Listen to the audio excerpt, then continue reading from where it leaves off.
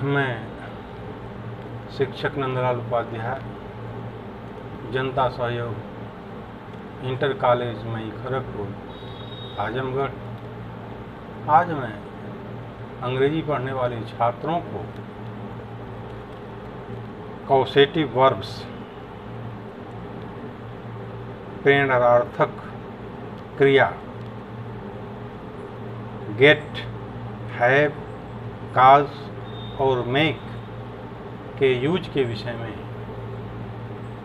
बताऊंगा।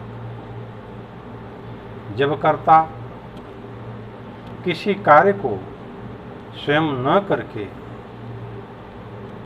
किसी अन्य व्यक्ति से कराता है या करने की प्रेरणा देता है तो वाक्य को प्रेरणार्थक क्रिया पॉजिटिव वर्ब्स कहते हैं। इस प्रकार के वाक्य gate, have, cause, make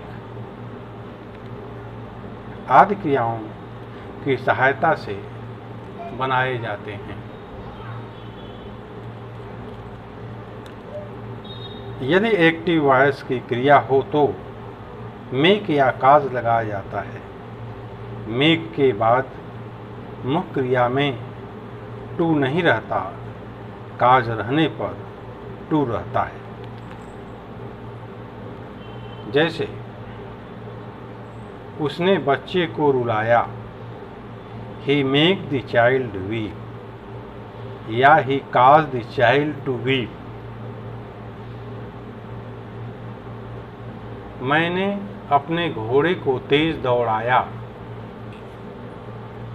I made my horse run fast, या I caused my horse to run fast, या आई स्पर्ड माई हॉर्स। यानी कि जब मेक रहेगा तो क्रिया के पहले टू नहीं रहेगा, और जब काज्ड रहेगा तो क्रिया के पहले टू लगाया जाएगा। दूसरा नियम, यदि क्रिया पैसिव वॉइस में हो तो गेट या हैव का प्रयोग होता है। साथ ही मूल क्रिया की पास्ट पार्टिसिपल वर्ब की थर्ड फॉर्म का रूप आता है। जैसे मैंने एक पत्र लिखवाया, I got a letter written, या I had a letter written. मैं सोहन से यह पत्र लिखवाऊंगा, I will get this letter by Sohan, या I will have this letter written by Sohan. मैंने सोहन से यह पत्र लिखवाया, I got this letter written by Sohan. यह काम सविता से करवाओ, gate this work done by Savita, या have this work done by Savita. मैंने अपना काम करवा लिया है, I have got my work done. मैंने लड़के को तेज दौड़ाया, I made the boy run fast. मैं लड़के को तेज दौड़ाऊंगा, I will make the boy run fast. इस प्रकार से हम कॉसेटिव वर्ब का प्रयोग अनुवाद करते समय करते हैं। अब मैं सम्मिलित वाक्यों को मिला करके अनुवाद करना बताऊंगा कि सामूहिक रूप से लगभग सभी प्रकार के सेंटेंसों का अनुवाद करना आप लोगों को बता दिया गया। अब हम समूह पीस के रूप में ट्रांसलेशन करना बताऊंगा। जैसे एक समय किसी गांव में एक विधवा रहती थी। Once In a certain village there lived a widow. उसके 2 लड़कियां विमला और कमला थी. She had 2 daughters, Vimla and कमला. विमला उसकी सगी लड़की थी और कमला सौतेली. Vimla was her own daughter and Kamala was her step one. विधवा की सगी लड़की सुस्त और मूर्ख थी. The widow's daughter was lazy and foolish.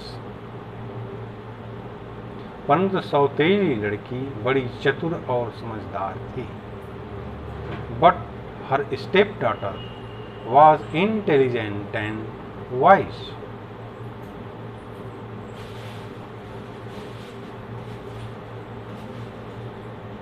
उसकी सौतेली लड़की सदैव अपने काम में व्यस्त रहती थी.